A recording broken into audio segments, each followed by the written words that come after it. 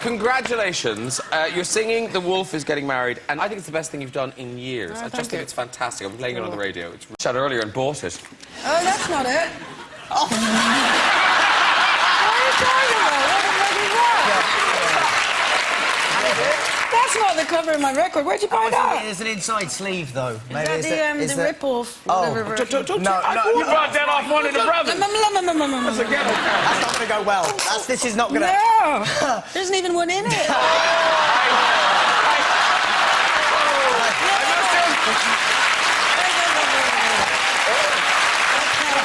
The reason that I wanted to pull out was because that the music industry as a whole operates mainly, it's concerned mainly with material success.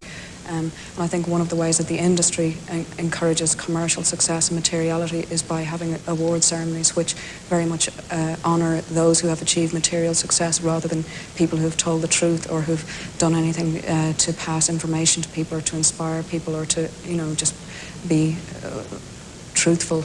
In the victory of good over evil,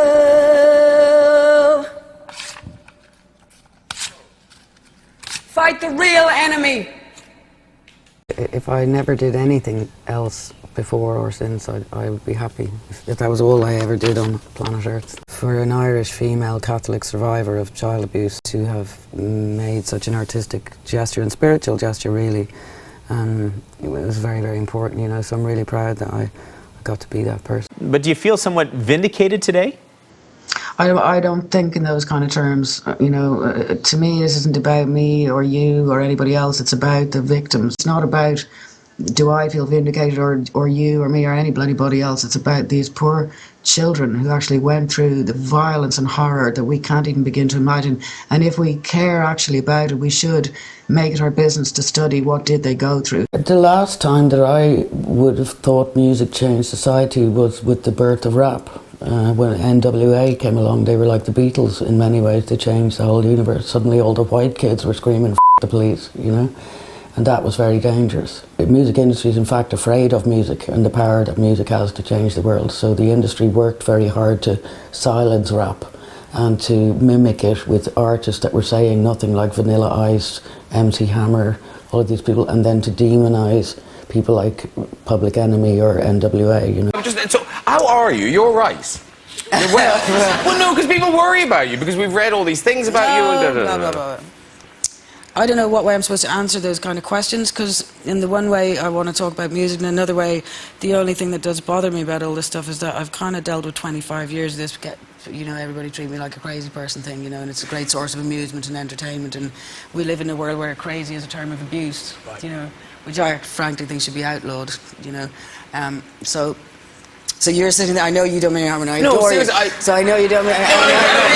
No, and you're lovely, absolutely, no, absolutely. But it's a weird question, because people go, "Are you all right?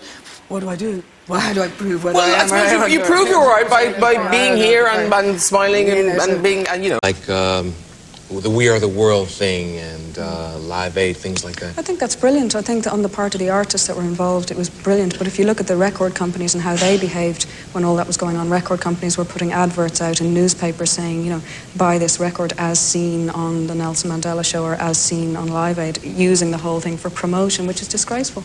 Using it to make money for themselves. You know, I don't know how much of it went to the famine relief. Of how the media handle the issue of mental health, and how the media in fact are engaging in massive breaches of human rights when it comes to how they go about writing about anyone who they either diagnose without qualification as being mental, or anyone they believe to be, you know, actually suffering from an illness, like Amanda Bynes, or concerning other sufferers.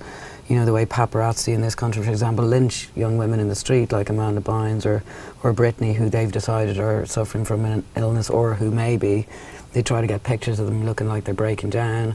They sell the pictures. The magazines make a whole lot of money out of the pictures. Underneath is a load of derogatory words, treating the girls like dirt, and no one in the situation has offered the girls a hug or a percentage.